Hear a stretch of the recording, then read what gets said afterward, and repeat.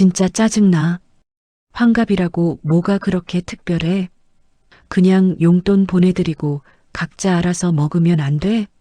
밖에 나가서 돈은 또 얼마나 들어가고. 환갑을 맞은 오진숙이 아들에게 외식을 제안했을 뿐인데 스피커폰 너머로 며느리의 날선 목소리가 그대로 들려왔습니다. 그 순간 60년을 살아온 한 여인의 눈빛이 차갑게 변했습니다. 며칠 뒤 마포 30평대 아파트에 이사업체 트럭이 들이닥쳤고 5년간 공짜로 살던 아들 부부의 짐들이 길바닥으로 내던져졌습니다. 호구 취급당한 시어머니의 조용하고 치밀한 반격이 시작된 것입니다. 오늘의 사연 시작합니다. 오진숙은 동네 병원에서 돌아와 현관문을 열었습니다. 만 60세가 되는 오늘 환갑을 맞은 기념으로 아들과 함께 저녁이라도 먹고 싶었어요. 거실 소파에 앉아 휴대폰을 꺼낸 오진숙이 아들 번호를 눌렀습니다. 태영아, 나야. 엄마. 무슨 일이세요? 이태영의 목소리가 어딘지 바쁜 듯 들렸어요. 오늘 엄마 환갑인 거 알지? 주말에라도 우리 셋이서 밖에 나가서 밥 한 끼는 같이 먹자. 엄마가 살게. 아, 맞다. 환갑이네요. 잠깐만요, 엄마. 전화기 너머로 이태영이 누군가와 이야기하는 소리가 들렸습니다. 스피커폰으로 바뀐 듯 소리가 더 또렷하게 들려왔어요. 서윤아, 엄마가 주말에 외식하자고 하시는데. 그때 며느리 최서윤의 목소리가 선명하게 들려왔습니다. 아, 진짜 또야? 어제 당신 생일상 차리느라 허리 끊어지는 줄 알았어. 또 나가서 밥 먹자고? 나보고 죽으라는 거야? 오진숙의 손이 휴대폰을 꽉 쥐었습니다. 나 요즘 회사도 힘들고 몸도 안 좋아. 환갑이 뭐 그렇게 대단해? 용돈이나 보내드리고 각자 알아서 먹으면 되지. 뭘 또 불러. 서윤의 목소리는 점점 커졌어요. 밖에 나가면 인사해야지. 눈치 봐야지. 돈은 또 얼마나 깨지겠어. 솔직히 너무 부담스러워. 이태영이 황급히 말했습니다. 야야, 목소리 좀 낮춰.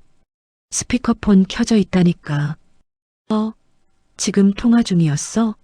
아이씨, 그럼 그냥 알아들으셨겠네. 어쩌겠어. 진짜 피곤한데. 전화가 끊어졌습니다. 오진숙은 한참 동안 휴대폰을 바라보다가 식탁 서랍을 열었습니다. 낡은 파란 봉투를 꺼내 거실 탁자 위에 펼쳐 놓았어요. 봉투 안에서 차례로 서류들이 나왔습니다. 서울 마포구 30평대 아파트 등기부등본, 5년 전 결혼 당시 작성한 증여예약계약 공증서, 무상 거주 확인서까지. 등기부등본을 들여다본 오진숙의 눈이 소유자 오진숙 부분에 멈췄습니다. 증여예약계약서를 펼치자 대출이자 및 관리비 아들 부부 전담 조항이 눈에 들어왔어요. 오진숙이 무상거주 확인서를 집어들었습니다. 붉은 펜으로 표시된 문구가 선명했어요. 소유주 요청 시 3개월 이내 퇴거, 대출이자 및 관리비 미납 시 증여예약계약 자동 해제. 5년 동안 단 한 번도. 오진숙이 중얼거리며 스마트폰 뱅킹 앱을 켰습니다.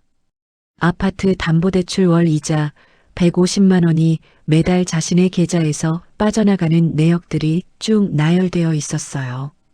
노령연금과 식당 설거지 아르바이트 급여를 합쳐도 빠듯한 상황이었습니다. 계산기를 두드린 오진숙의 표정이 굳어졌어요. 매달 마이너스 50만 원씩 적자였습니다. 오진숙이 증여예약계약서의 해제 가능 부분에 노란 형광펜을 그었습니다. 봉투를 다시 정리해 작은 가방에 넣고 현관 쪽에 올려뒀어요. 메모지에 내일 법무사 사무실이라고 적었습니다. 저녁 무렵 휴대폰에 알림이 왔습니다. 환갑 축하금 10만 원 입금. 이어서 문자가 도착했어요. 요즘 회사 일 때문에 바빠서 못 챙긴다. 죄송해요.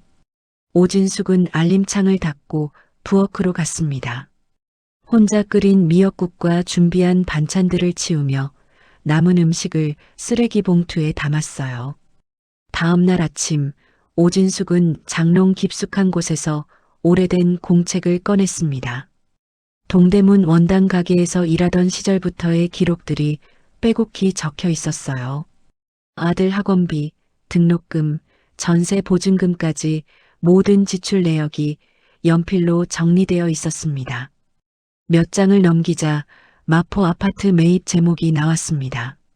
자기 자본 8억 원, 은행 대출 4억 원이 각각 다른 색펜으로 표시되어 있었어요. 하단에는 태영 결혼 자금 향후 증여 예정 자산이라고 메모가 적혀 있었습니다. 다음 장에는 5년 전 결혼식 날 법무사 사무실에서 작성한 증여예약 계약 조건들이 손글씨로 정리되어 있었어요. 아파트 담보대출 이자와 관리비는 결혼 후 부부가 공동 부담. 5년 내 성실 납부 시 소유권 이전 등기 진행. 조건 미충족 시 증여예약 계약 해제 가능. 오진숙이 휴대폰으로 부동산 시세 앱을 열었습니다. 마포 아파트 현재 시세는 12억에서 13억 원 구간이었어요. 과거 실거래가를 보니 초급매 10억 원이면 빠른 매각 가능이라는 중개업소 댓글이 있었습니다. 공책 여백에 계산을 시작했습니다.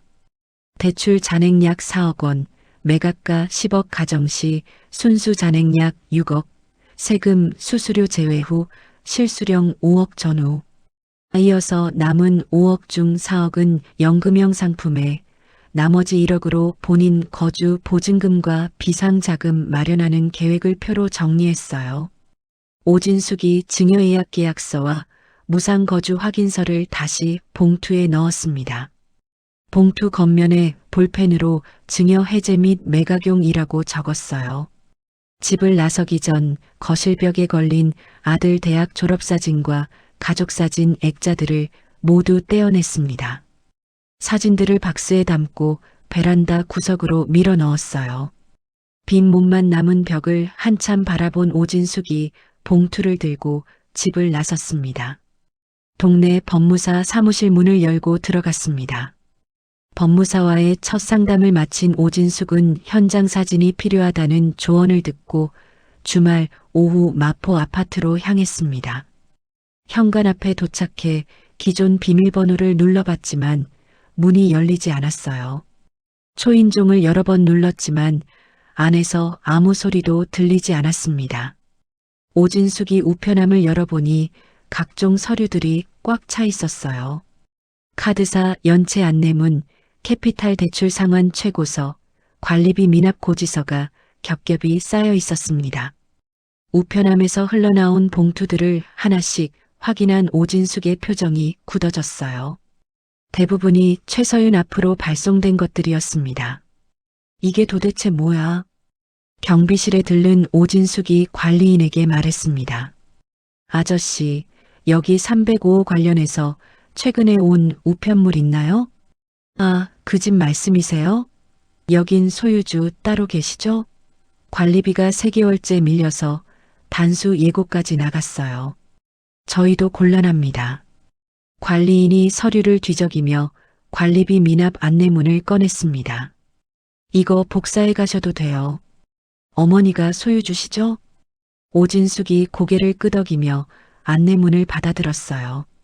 예, 제가 주인입니다. 고맙습니다. 아파트 단지 내 택배 보관실에서 오진숙의 눈길이 멈췄습니다. 해외 직구 스티커가 붙은 명품 브랜드 박스들이 여러 개 쌓여 있었어요. 송장을 확인하니 모두 최서윤 앞으로 되어 있었습니다. 명품 쌀 돈은 있으면서 관리비는 못 내? 관리실에서 최근 한 달간 출입 영상을 일부 확인했습니다. 서윤이 잦은 택배 수령과 심야 귀가를 반복하는 모습이 기록되어 있었어요. 집으로 돌아온 오진숙은 모아온 우편물들을 식탁 위에 펼쳐 놓았습니다. 발송일과 금액, 연체 기간을 하나씩 정리했어요. 계산기에 입력한 총액이 수천만 원대로 나타났습니다. 이렇게 써갈기면서 이자 한 번 안 냈단 말이지. 그날 저녁 오진숙은 며느리의 SNS 계정을 다시 확인했습니다. 호텔 라운지 브런치 사진, 명품 가방 언박싱 영상, 고급 레스토랑 인증샷들이 끝없이 올라와 있었어요. 게시물 설명란에는 마포 내 집 마련 성공이라는 문구가 적혀 있었습니다. 몇 개 게시물에는 더 충격적인 내용들이 있었어요. 대출은 시어머니 명의라서 좋다. 내 집이지만 세금은 아직 시어머니 이름으로 나온다 같은 농담들이 포함되어 있었습니다. 사진 배경으로 오진숙이 사준 아파트 거실이 그대로 담겨 있었어요. 새로 들인 고가 소파와 식탁이 자리 잡고 있었습니다. 댓글을 내려보던 오진숙의 손이 멈췄어요. 친구가 남긴 댓글이 보였습니다. 대출은 시엄마, 실소유는 본인 키읔키읔키읔 부럽다. 그래, 너희 눈에는 내가 그냥 등기만 잡아준 바보구나. 오진숙이 해당 화면들을 차례로 캡처해 별도 폴더에 저장했습니다. 다음 날 점심시간 오진숙은 이태영에게 문자를 보냈습니다. 회사 근처 식당에서 만나자. 식당 구석자리에 마주 앉은 오진숙이 가방에서 서류들을 꺼냈어요. 카드 연체 고지서와 관리비 미납 안내문을 테이블 위에 놓았습니다. 이태영이 서류를 하나씩 넘겨보며 얼굴이 굳어졌어요. 엄마, 이게 다 뭐예요? 내 집으로 온 거다. 다 내 마누라 이름으로. 이런 건 처음 보는데요. 5년 동안 너희가 이자랑 관리비 낸 적이 단 한 번이라도 있어? 오진숙이 휴대폰 뱅킹 앱을 열어 보였습니다. 대출 이자 150만 원이 매달 자신의 계좌에서 빠져나가는 내역들이 쭉 나열되어 있었어요.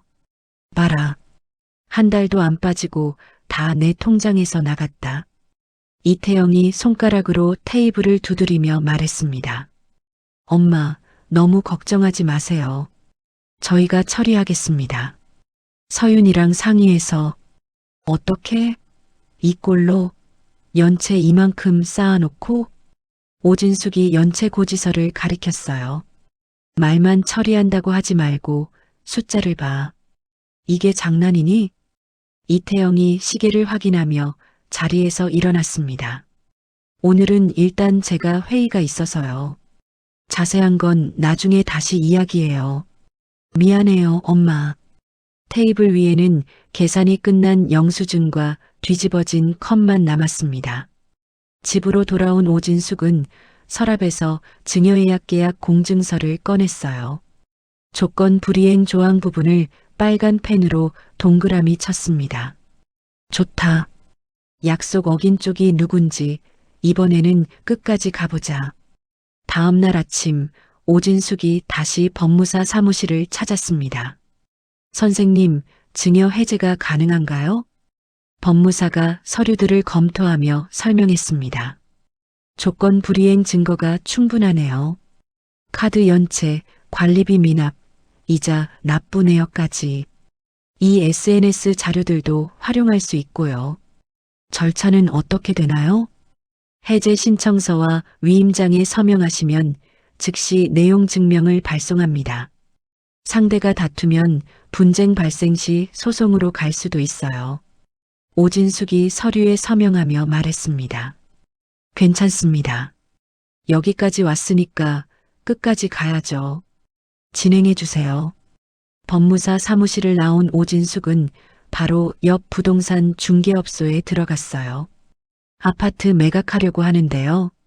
중개인이 관심 있게 물었습니다. 어떤 조건으로 내놓으실 건가요? 시세보다 2억 정도 낮춰서 10억에 초급매로요.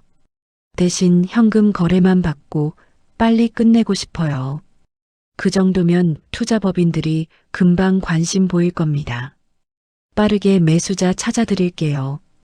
중개인이 매물 접수를 진행했습니다.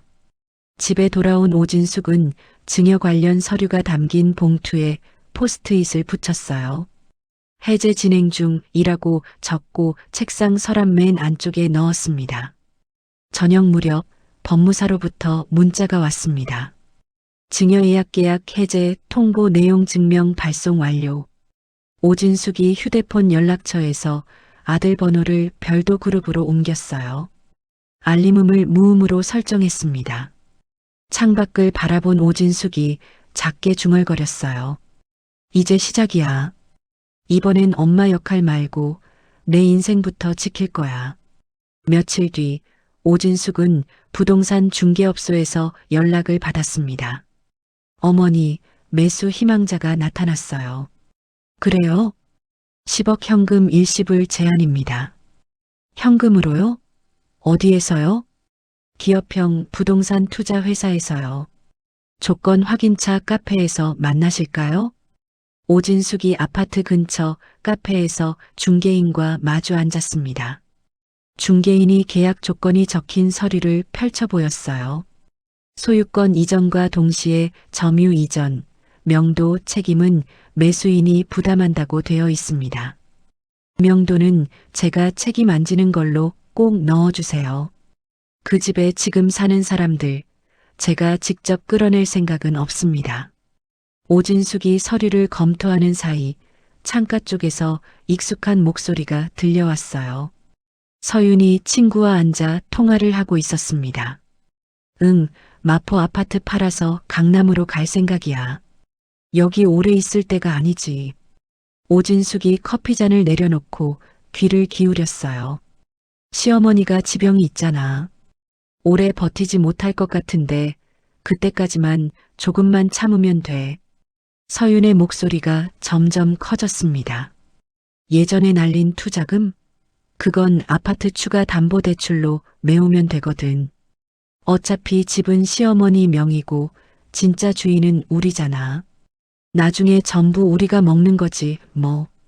친구가 뭔가 말하자 서윤이 웃으며 대답했어요. 맞아, 완전 호구지. 우리가 5년 동안 공짜로 살면서 이자까지 대신 내주고 있으니까. 이런 시엄마 또 없어, 진짜. 오진숙의 손이 떨렸습니다. 중개인이 걱정스럽게 물었어요. 어머니, 괜찮으세요? 네, 괜찮아요. 괜찮을 겁니다. 오진숙이 계약서 특약란을 가리켰습니다. 여기에 기존 무상거주 확인서 및 증여예약 계약 해제 공문사본 첨부라고 추가해 주세요. 나중에 말 바꾸는 사람들 있어서요. 알겠습니다. 중개인이 조항을 추가하고 양측 도장을 받을 준비를 했어요. 투자회사 담당자가 도착해 계약서 원본을 펼쳤습니다. 오진숙이 부동산 중개계약서와 함께 도장을 찍었어요. 계약금 1억 원 즉시 이체하겠습니다. 담당자가 휴대폰으로 이체를 진행하며 완료 화면을 보여줬어요. 입금 확인됐습니다. 예, 확인됐네요. 수고 많으십니다. 서윤이 여전히 통화를 이어가고 있었습니다. 시어머니는 몸도 안 좋으시고 돈도 별로 없어서 우리한테 의존할 수밖에 없거든. 나중에 집 우리 앞으로 돌려놓으라고 해도 그냥 그러려니 해야지 뭐. 오진숙이 자리에서 일어나며 중개인에게 말했습니다. 장금일 연락 주세요. 그날까지 정리할 거 다 정리해 두겠습니다. 집에 돌아온 오진숙은 인터넷 뱅킹으로 계약금 입금을 확인했어요. 곧바로 담보대출 중도상환 신청을 했습니다. 이자 더는 못 낸다. 이제부터는 내 숨부터 쉬고 산다. 며칠 뒤 장금일 은행 지점에서 모든 절차가 마무리됐습니다. 투자회사 측이 잔금 9억 원을 이체했고 대출 잔액 4억 원과 각종 수수료, 세금을 즉시 납부했어요. 모든 비용을 제하고 5억 원이 통장에 남았습니다. 오진숙이 그중 4억 원을 장기연금형 상품에 가입했어요. 나머지 1억 원은 새 거주지 보증금과 비상금으로 나누어 옮겼습니다. 등기소에서 소유권 이전 완료 문자가 왔습니다. 오진숙이 아들 번호로 전화를 걸었어요. 태영아. 네, 엄마. 아파트 팔았다. 이제 거기 내 집 아니다. 3일 안에 짐 싸서 나가라. 뭐라고요? 엄마, 갑자기 왜 그래요? 장난하지 마세요. 장난 아니다. 조건 어긴 거 알고 있을 텐데. 새 주인이 곧 갈 거다. 그 사람들하고 얘기해. 엄마, 잠깐만요. 우리 어디로 가요? 얘기도 좀. 오진숙이 통화를 끊었습니다. 이제부터는 내가 알아서 살아야지. 다음 날 아침 투자회사에서 파견한 담당자와 이사업체 직원들이 마포 아파트 앞에 도착했어요. 트럭과 포장 자재를 건물 앞에 준비했습니다. 담당자가 초인종을 누르자 서윤이 문을 열었어요.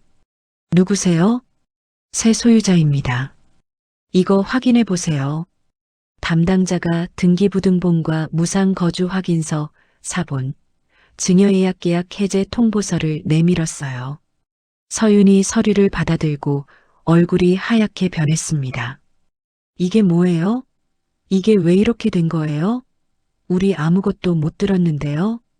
무상거주 해제됐고 3개월 유예기간 지났습니다. 오늘부터는 저희가 집을 써야 해서요. 지금 명도 진행하겠습니다.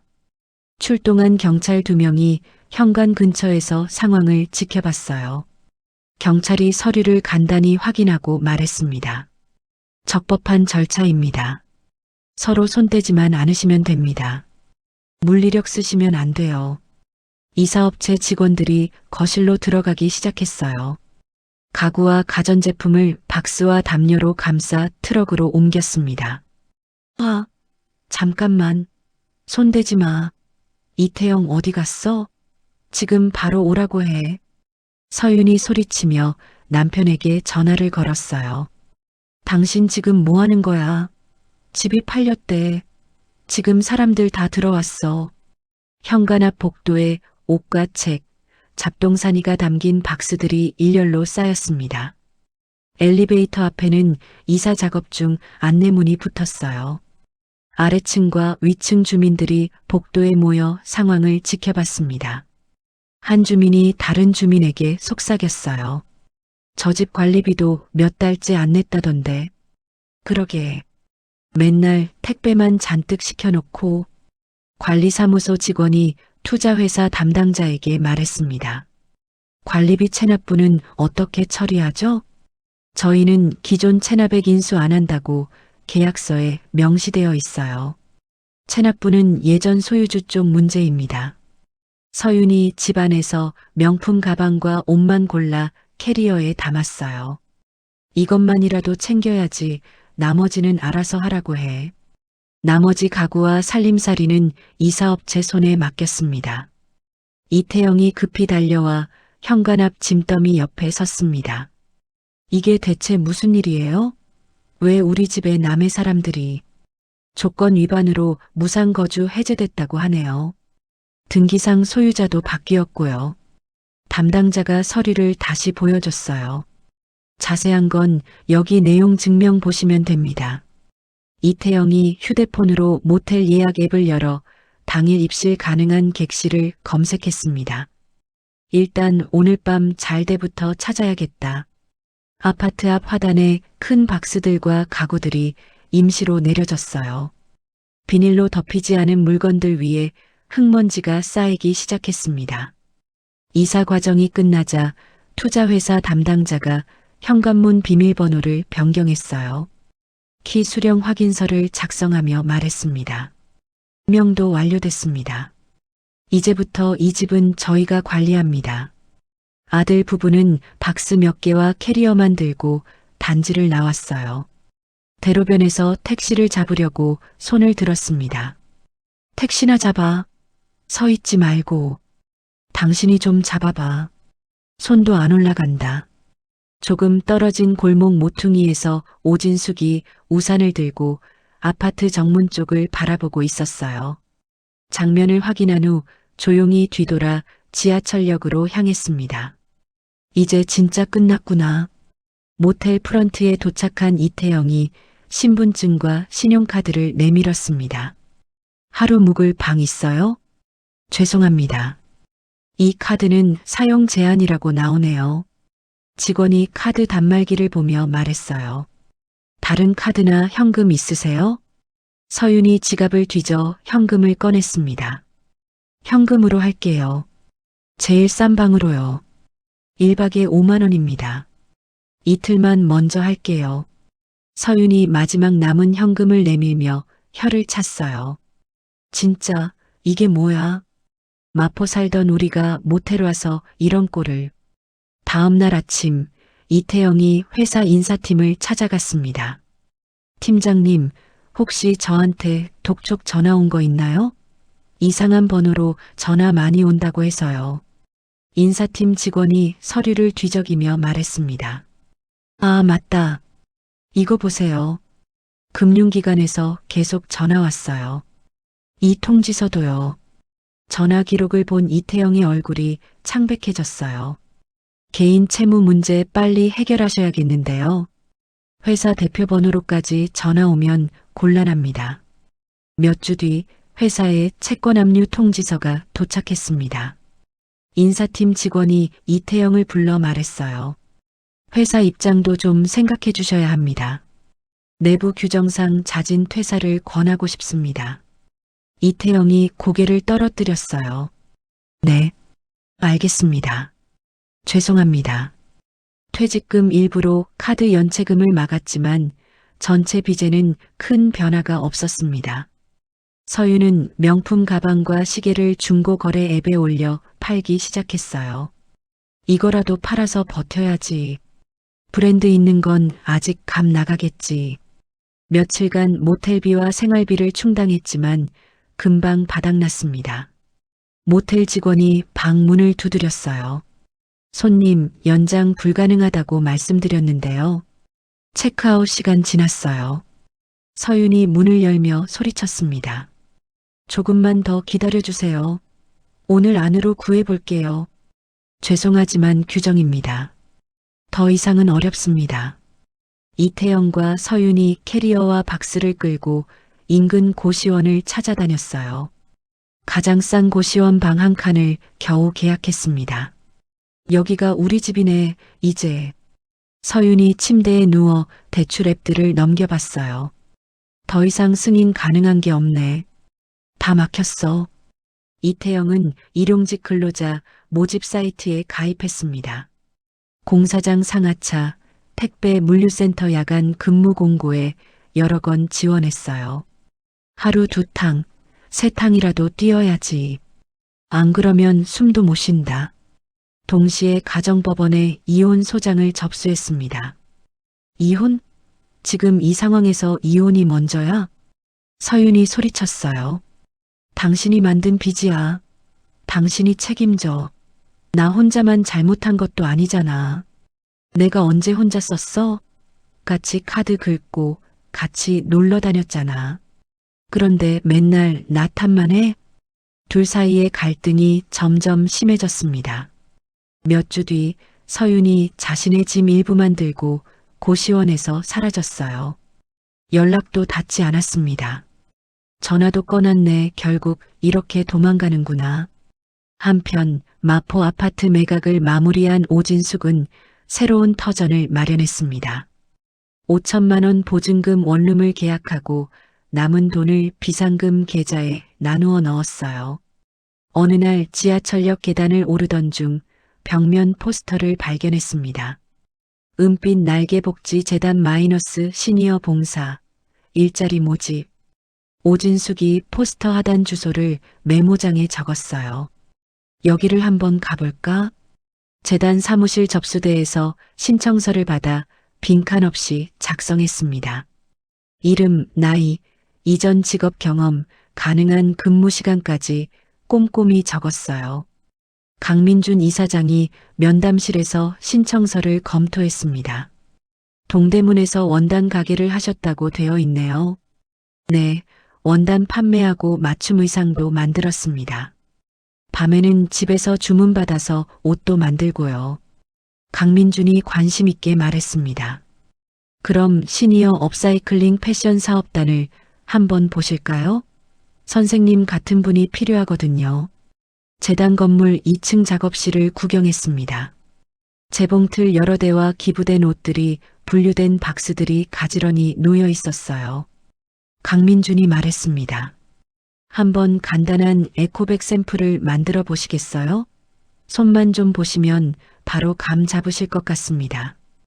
오진숙이 재봉틀 앞에 앉아 남은 실과 천 조각을 이용해 작업을 시작했어요. 30분 만에 심플하면서도 수납 공간이 넉넉한 에코백을 완성했습니다. 다른 봉사자들이 가방을 들고 거울 앞에서 착용감을 확인했어요. 와, 이거 정말 예쁘네요. 시장에서 파는 거보다 나은데요? 어디서 사요, 이거? 당장 사고 싶은데. 강민준이 그 자리에서 제안했습니다. 사업단 상근 봉사자 겸 시급제 강사로 어떠세요? 인건비 많지는 않지만 안정적으로 일하시게는 해드릴 수 있습니다. 계약서 초안과 근로 조건을 설명받은 오진숙이 고개를 끄덕였어요. 돈 많이는 안 벌어도 됩니다. 제 힘으로 먹고 살 만큼만 되면 돼요. 해보겠습니다. 재단 직원이 다가와 말했습니다. 시니어 하우스에 빈 방이 하나 있어요. 입주하실래요? 시니어 하우스요? 공동체 주택이에요. 여러 시니어분들이 함께 살면서 서로 도우며 지내는 곳이죠. 혼자 계시는 것보다 훨씬 나아요. 입주 조건과 공동 규칙이 적힌 안내문을 받아본 오진숙이 말했습니다. 혼자 방 얻어서 사는 것보다 낫겠네요. 해보겠습니다. 보증금 일부를 지불하고 시니어 하우스 입주 계약을 체결했어요. 기존 원룸 계약은 단기로 정리했습니다. 시니어 하우스 입주 첫날 저녁 공동 주방에서 다른 입주자들과 만났습니다. 새로 오신 분이시군요. 반가워요. 예, 잘 부탁드립니다. 저는 김순덕이에요. 옆방 쓰는 박미숙 씨고요. 함께 밥을 짓고 반찬을 나누어 먹으며 각자 역할을 정하는 회의를 했어요. 청소는 돌아가면서 하고 요리는 하고 싶은 사람이 하는 걸로 해요. 그래요. 힘든 사람 있으면 서로 조금씩 도와주고요. 다음 날부터 오진숙은 매일 오전 작업실에서 헌 옷을 해체하고 패턴을 새로 그렸습니다. 오후에는 다른 시니어 봉사자들에게 바느질 기술을 알려주는 수업을 담당했어요.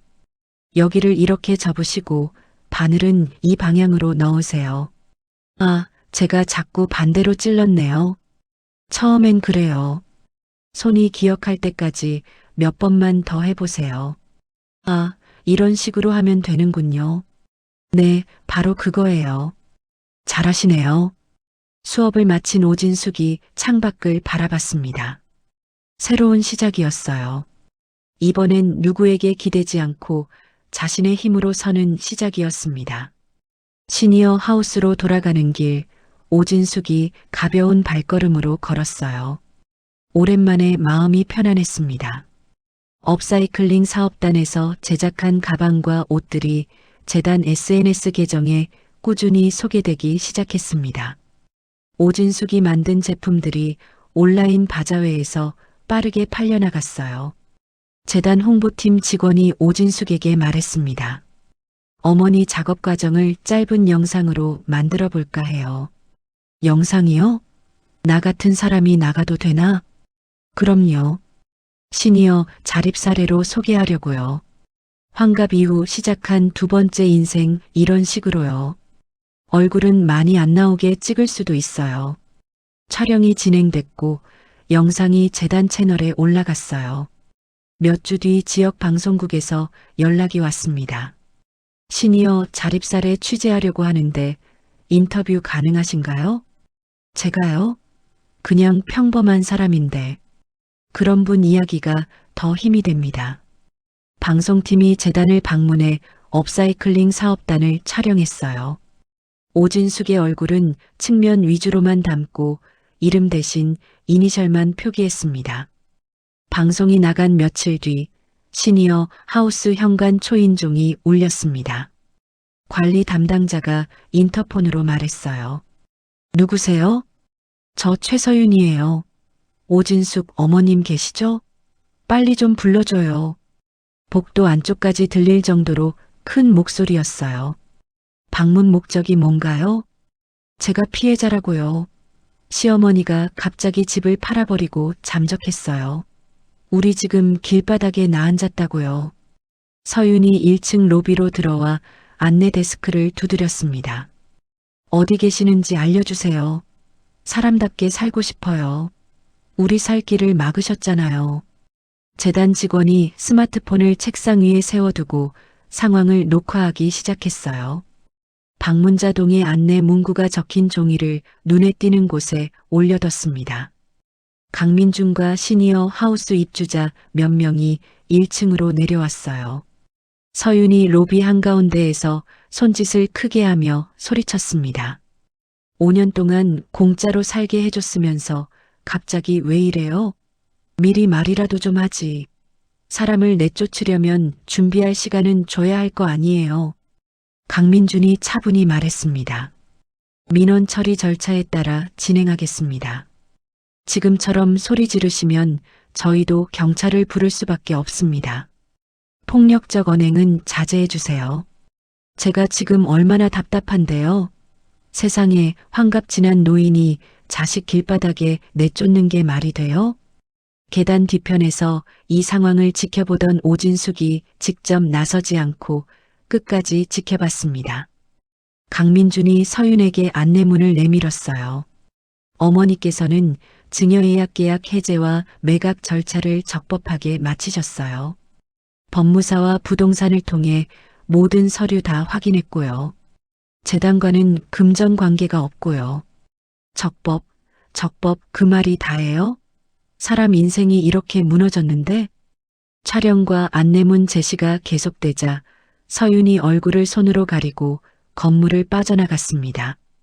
다 찍고 있는 거 아시죠? 더 문제 일으키시면 이 영상 필요한 곳에 제출하겠습니다. 시니어 하우스 공용 거실에서 입주자들이 간단한 회의를 열었어요. 김순덕이 말했습니다. 앞으로 외부인 출입에 더 주의해야겠어요. 방금 같은 사람 또 올지 몰라. 박미숙이 고개를 끄덕였습니다. 진숙 씨 잘했어요. 괜히 내려가서 흔들릴 필요 없어요. 그게 자식을 진짜로 살리는 길이에요. 한편 이혼 소송을 진행 중이던 이태영은 법원에서 서류 묶음을 받았습니다. 몇 년간의 명품 구매, 해외 직구, 투자 상품 가입 내역과 연체 상황이 시간순으로 정리되어 있었어요. 이태영이 고시원 방 바닥에 서류들을 펼쳐놓고 계산기를 두드렸습니다. 이게 이 숫자가 다 빚이야? 내 월급보다 많은 달이 더 많네. 채권자 목록을 보니 총 채무액이 5억 원을 넘었어요. 어떻게 이렇게 됐지? 내가 대체 뭐라고 살았던 거냐? 이태영이 가정법원에 빚분리 자료를 제출하고 개인회생 상담 일정을 잡았습니다. 라면과 김치로 끼니를 때우는 생활이 이어졌어요. 밤마다 휴대폰으로 은빛 날개복지재단 홈페이지를 찾아 들어갔습니다. 오진숙의 업사이클링 활동 사진과 이니셜이 적힌 게시글들을 여러 번 읽었어요. 재단 칼럼 코너에 올라온 황혼 이후의 두 번째 일 제목의 글을 발견했습니다. 가족에게 당했던 경제적, 정서적 소외 과정이 간접적으로 묘사되어 있었어요.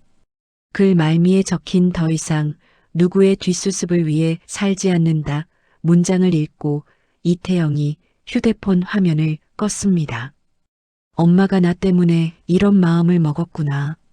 몇 주 후 공사 현장에서 장시간 중노동을 하던 이태영이 철근을 나르다 갑자기 어지럼증을 느꼈어요. 현장 바닥에 주저앉았습니다. 현장 동료가 119에 신고했습니다. 여기 사람 한 명 쓰러졌어요. 빨리 와주세요. 구급대가 도착해 이태영을 인근 병원 응급실로 이송했어요. 응급실 의료진이 환자 휴대폰에서 보호자 연락처를 찾으려 했지만 대부분 연결되지 않았습니다. 예전 가족 연락처 중 하나가 은빛 날개 재단 대표 전화로 착신 전환되어 있었어요. 병원에서 재단으로 연락이 갔습니다. 환자 보호자시나요? 아닙니다. 저희는 재단인데요. 어떤 상황인지 좀 알려주시겠어요? 강민준이 상황을 파악한 뒤 오진숙에게 간단히 전달했어요. 진숙 씨, 아드님이 응급실에 계신다고 하네요. 오진숙이 재봉틀에서 손을 멈추고 강민준을 바라봤습니다. 그래요? 네. 지금 바로 가실 건지 어떻게 하실지 진숙 씨 결정이 필요합니다. 오진숙이 잠시 눈을 감았다 뜨더니 일어났습니다. 일단 가봐야겠어요. 안 가보면 나중에 후회할 것 같아요. 강민준의 안내를 받은 오진숙이 재단 업무를 동료에게 맡기고 택시를 탔습니다. 병원으로 가주세요. 여기요, 이 주소요. 택시가 병원에 도착하자 오진숙이 응급실로 향했어요. 침상 위에 수액 라인이 연결된 이태영이 누워 있었습니다. 침상 옆에는 안전모와 작업복, 먼지가 묻은 안전화가 가지런히 놓여 있었어요. 간호사가 다가와 말했습니다. 보호자 되시죠? 과로와 영양 상태 불균형으로 인한 실신이에요. 추가 검사 결과 나올 때까지 안정을 취해야 해요. 네, 알겠습니다. 수고 많으시네요. 오진숙이 수납창구에서 입원비와 검사 비용을 자신의 카드로 결제했어요. 영수증을 지갑에 넣고 병실로 향했습니다. 병실로 옮겨진 이태영이 천장을 바라보다가 문 쪽 발소리를 듣고 고개를 돌렸어요. 엄마. 오진숙이 말없이 머리맡에 앉아 테이블 위에 죽과 물이 담긴 쟁반을 올려놓았습니다. 수저와 냅킨을 가지런히 정리했어요. 일어나서 조금 먹어. 굶지 말고. 이태영이 상반신을 일으켜 앉아 죽을 천천히 떠먹었습니다. 엄마, 저 진짜 바보처럼 살았죠. 지금은 말하지 말고 삼켜.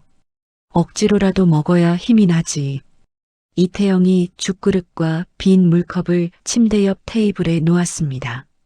식사를 마친 뒤 오진숙이 침대 시트 끝부분을 정리했어요. 담당 의사가 들어와 설명했습니다. 퇴원은 내일 오후 가능해요.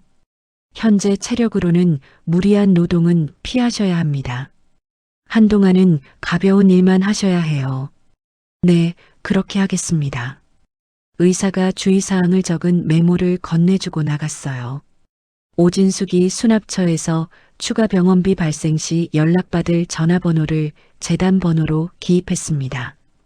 병실로 돌아와 이태영의 수액줄 상태를 확인했어요. 침대 발치 쪽 의자에 잠시 앉았다가 자리에서 일어났습니다. 엄마, 잠깐만. 이태영이 부르자 오진숙이 돌아봤어요. 저 때문에 고생하셨죠? 집도 돈도 몸도. 그만해. 이미 지난 일이다. 이제는 엄마 원망 안 해요. 다 제 탓이에요. 제가 너무 늦게 깨달았어요.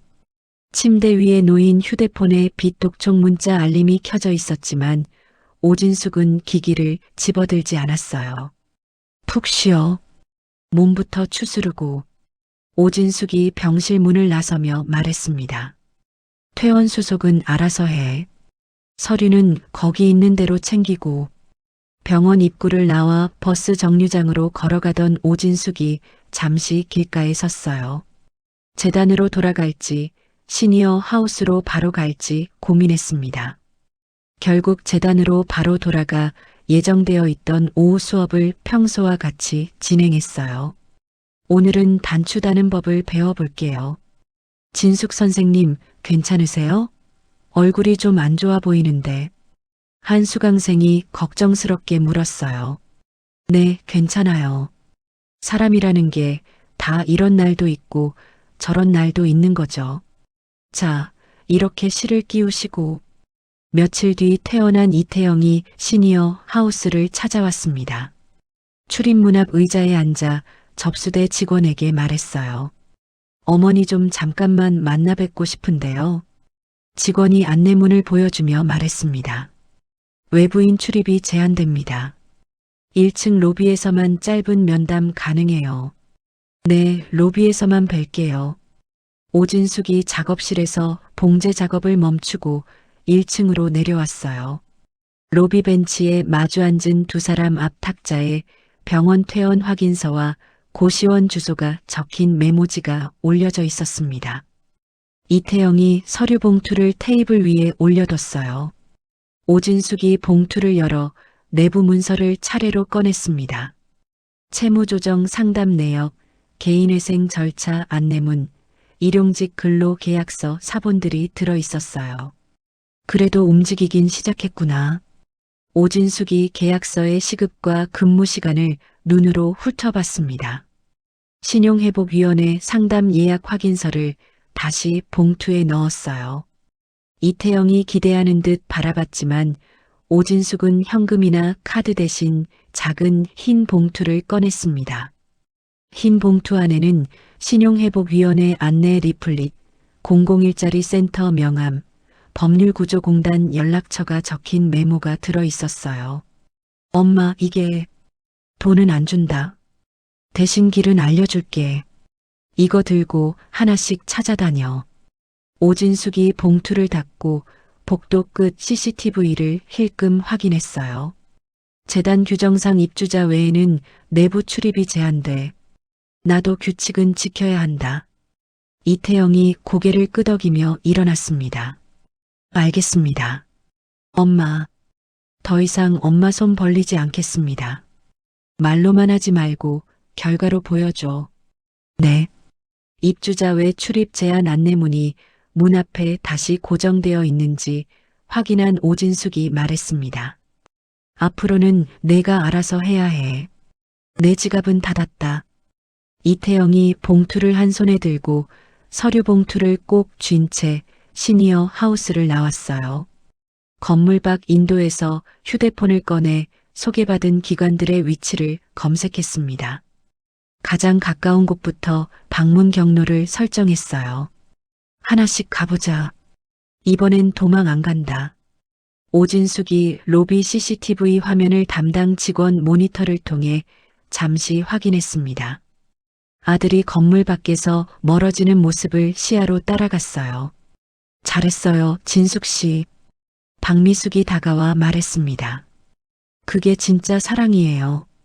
그냥 돈 주는 건 습관만 더 길러요. 오진숙이 고개를 끄덕이고 다시 작업실로 올라갔어요.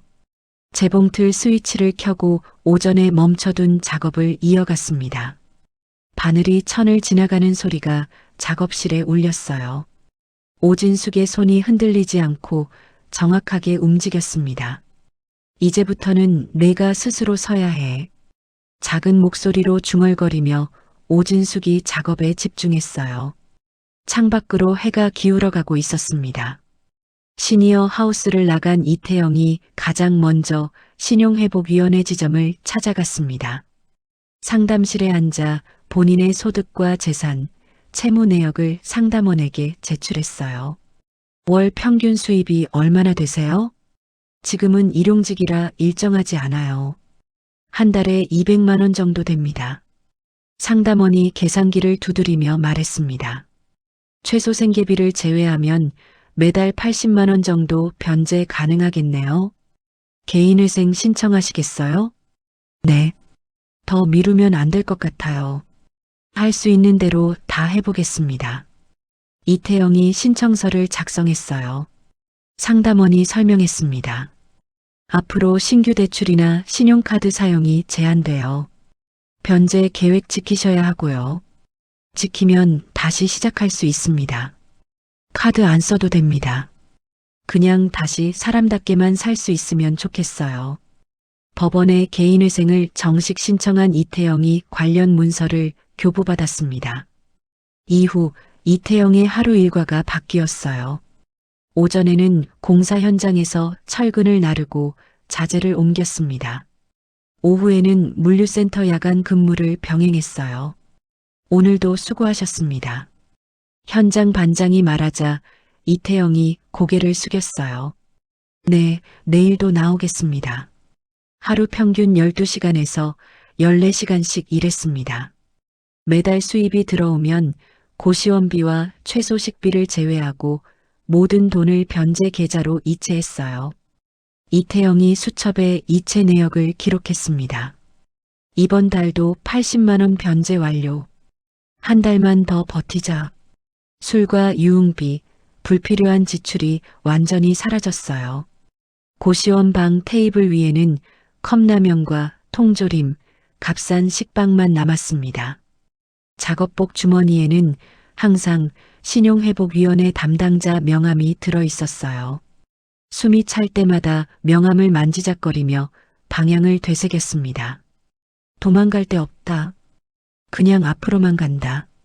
몇 달이 지나자 공사 현장 반장이 이태영을 불렀어요. 태영 씨, 여기서 일한 지 꽤 됐죠?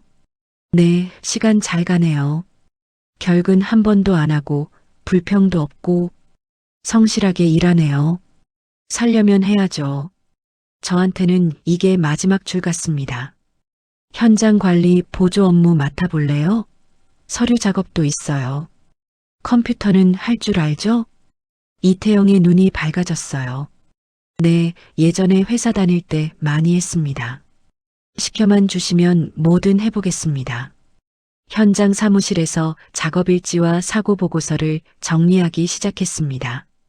과거 대기업에서 사용하던 엑셀과 문서 작업 능력을 활용했어요. 공사 현장 소장이 이태영의 작업을 확인하며 말했습니다. 문서 정리 능력이 뛰어나네요. 안전관리 서류도 깔끔하고 예전에 회사에서 이런 거 하던 사람이었습니다. 다시 배우는 셈 치고 하고 있습니다. 관리직 전환을 고려해 보겠어요. 정규직으로 말이에요. 잘 잡은 기회니까 놓치지 마세요. 몇 주 뒤 정규직 전환이 확정됐습니다. 월 수입이 일정 수준으로 안정되자 변제 속도가 빨라졌어요.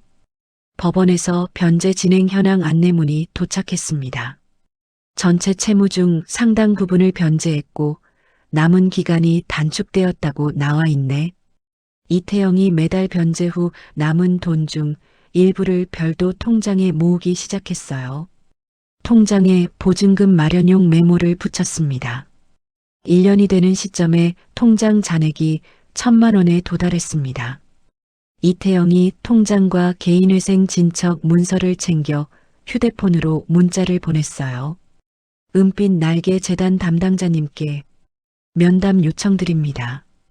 이태영. 다음 날 재단 카페에서 오진숙이 작업복 차림으로 들어오는 이태영을 바라봤습니다. 이태영이 자리에 앉자마자 가방에서 통장과 변제 진행 현황 문서를 꺼냈어요. 엄마, 이거 한번 봐주세요. 통장에는 정기적으로 찍힌 변제 이체 내역과 남은 잔액 1,000만 원이 표시되어 있었습니다. 문서에는 현재까지 변제된 총액과 남은 채무액, 변제 완료 예상일이 정리되어 있었어요. 오진숙이 통장과 문서를 차례로 확인했습니다. 변제 계획에서 벗어난 지출이 거의 없다는 점을 눈여겨봤어요. 현장 관리직 전환 내용이 명시된 재직 증명서도 함께 확인했습니다. 그래, 이제야 숫자가 사람답게 보이네. 이태영이 비닐봉지에서 내복 세트 한 벌을 꺼냈어요. 이거 드리려고요. 겨울 되면 추우실까 봐요. 오진숙이 비닐 포장을 벗기지 않은 채 가방에 조심스럽게 넣었습니다. 고맙다. 이번에는 너한테 빚지는 기분이 아니네. 그냥 아들이 엄마한테 해주는 선물 같아서. 카페 계산대에서 따뜻한 국물 요리와 밥이 담긴 식판 2개를 가져왔어요. 두 사람이 트레이를 들고 맞은편에 앉았습니다. 식사 내내 빚 규모나 과거 다툼 대신 현재 건강 상태와 현장 식당 메뉴 같은 일상 이야기를 주고받았어요. 현장 밥이 생각보다 괜찮아요. 반찬도 매일 바뀌고. 그래, 끼니만은 굶지 말고 챙겨 먹어라. 몸 상하면 돈도 못 벌어. 네, 술도 끊었어요. 담배도요. 잘했다. 그거 끊은 것만 해도 큰일 했다. 식사가 끝나갈 무렵 오진숙이 종이 냅킨 뒷면에 짧은 문장을 적어 이태영에게 건넸어요. 이태영이 냅킨을 펼쳐 읽었습니다. 이 돈으로 보증금 마련하고 1년간 내 힘으로 유지해봐라. 그 후에도 흔들리지 않으면 다시 가족으로 밥을 먹자. 엄마, 조건이다. 또다시 예전으로 돌아갈 순 없다. 이번 1년은 내가 나한테 보여주는 시간이다. 이태영이 종이 냅킨을 접어 지갑에 넣고 고개를 숙였어요. 알겠습니다. 이번에는 꼭 지키겠습니다. 자리에서 일어나면서 계산대 옆 안내문에 적힌 기부계좌 번호를 눈으로 확인했습니다. 같은 날 오후 오진숙이 재단 작업실로 돌아와 이태영이 가져온 내복을 옷장 맨 위 칸에 접어 넣었어요. 재봉틀 앞에 다시 앉았습니다. 아들한테 이렇게 선물 받는 날도 오네. 며칠 뒤 이태영이 모아둔 1,000만 원으로 작은 원룸 보증금을 걸었어요. 월세 계약을 체결해 고시원 생활을 정리했습니다. 계약 후 재단 카페 앞을 지나면서도 문 안으로 들어가지 않고 그대로 현장으로 향했어요. 1년. 1년만 더 버티자. 그 다음은 그때 가서 생각하자. 이태영이 작업복 주머니에서 냅킨을 만지며 중얼거렸습니다. 이번엔 정말로 자신의 힘으로 서는 시간이었어요. 은빛 날개 복지 재단 업사이클링 사업단에서 오진숙의 디자인을 기반으로 한 시니어 패션 브랜드가 공식 출범했습니다.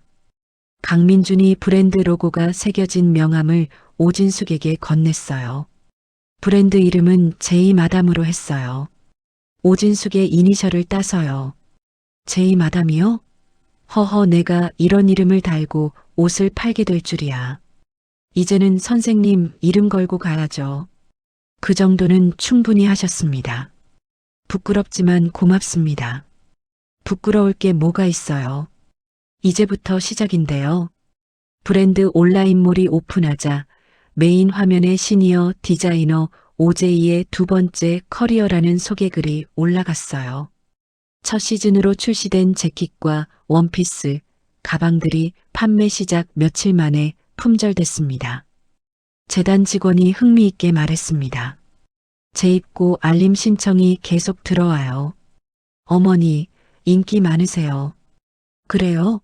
내 손에서 나온 걸 누가 돈 주고 사준다니 꿈만 같네. 수익금 일부가 재단을 통해 독거노인 도시락 배달과 미혼모 가정 긴급 생계비 지원에 배분됐어요. 몇 달 뒤 시니어 하우스 입주자들이 브랜드 룩북 촬영 모델로 참여하게 됐습니다. 김순덕이 설렘 가득한 목소리로 말했습니다. 진숙 씨, 우리 진짜 모델 되는 거예요? 그러게 말이에요. 이런 날이 다 있네요. 스튜디오에서 헤어 메이크업도 해준대요. 박미숙이 손뼉을 쳤어요. 와, 상상도 못했어요. 우리 같은 사람이 화보를 찍다니. 촬영 현장에서 오진숙이 옷주름을 다리고 소품 위치를 조정했습니다.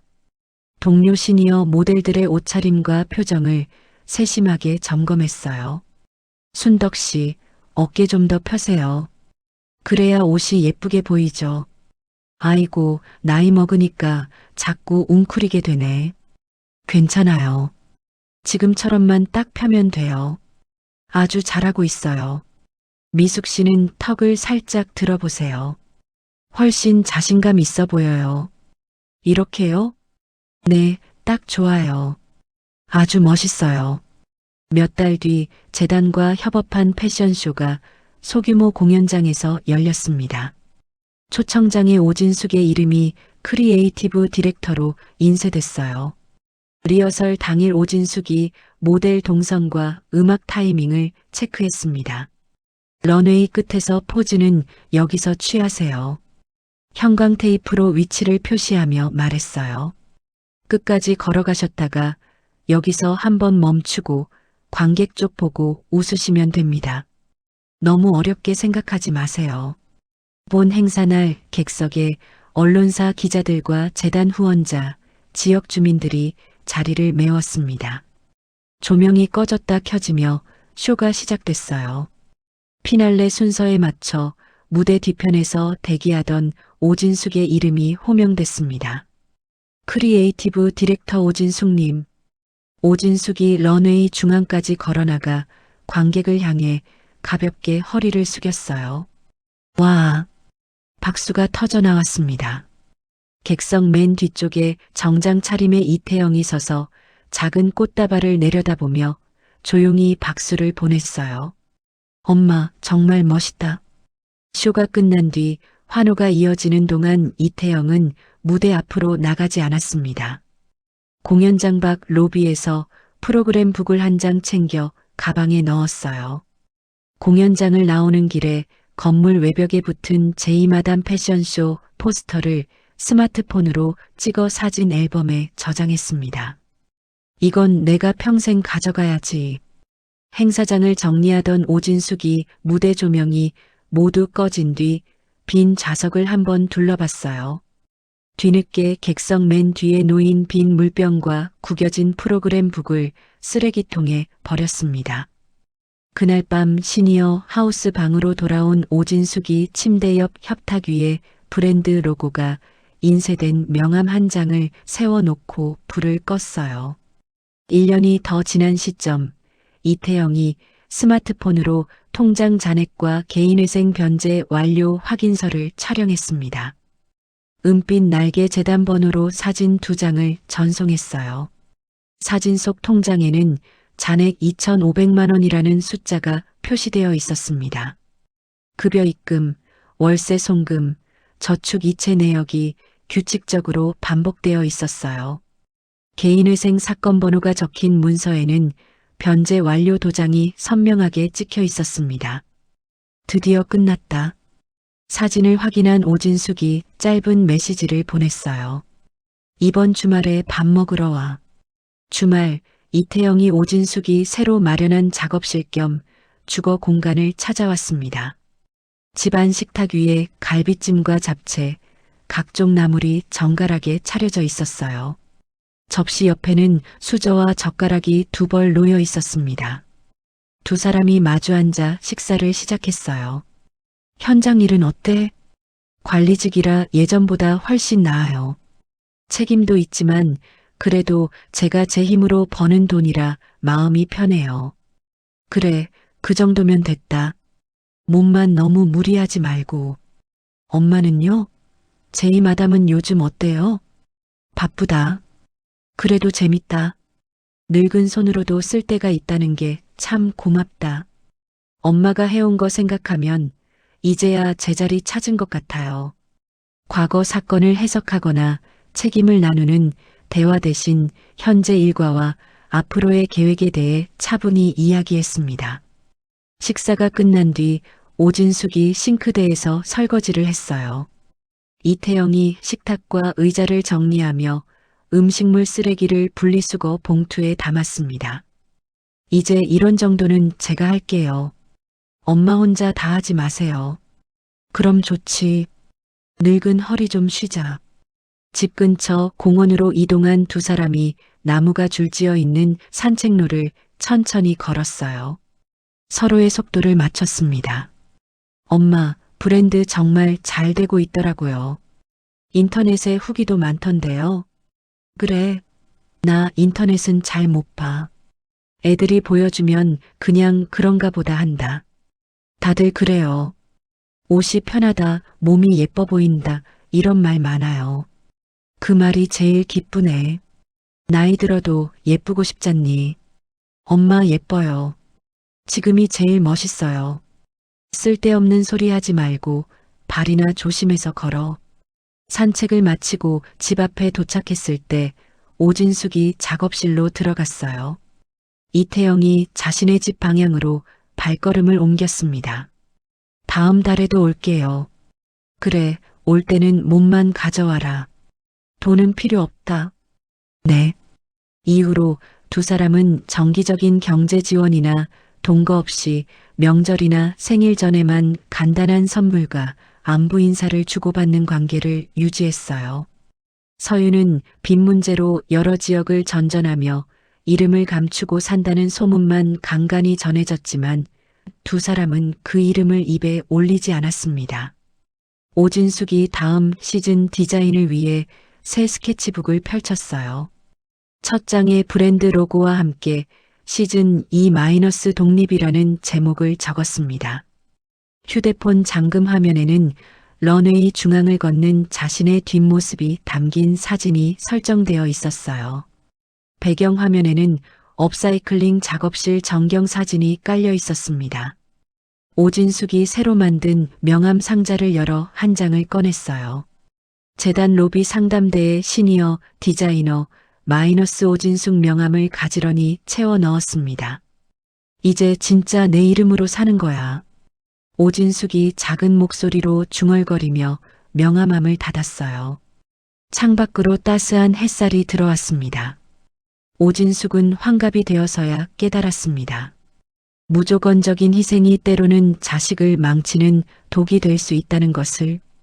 진정한 부모의 사랑은 뒷바라지가 아니라 스스로 설 수 있는 기회를 주는 것이라는 걸 말이죠. 며느리의 폭언으로 시작된 이 이야기는 단순한 복수담이 아니었습니다. 한 여성이 60세에 찾은 진짜 자신의 모습, 그리고 아들이 30대에 뒤늦게 배운 어른이 되는 법에 관한 이야기였죠. 때로는 냉정해 보이는 선택이 진짜 사랑일 수 있습니다. 오진숙이 아들에게 보여준 것처럼 말이에요. 그리고 나이는 숫자일 뿐 언제든 새로운 시작을 할 수 있다는 것도 잊지 마세요. 여러분도 혹시 누군가의 호구가 되어 살고 계신 건 아닌가요?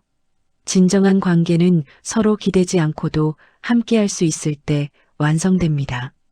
이야기를 끝까지 들어주신 분이 계시다면 잘 들었다고 댓글 하나만 남겨주세요. 감사합니다.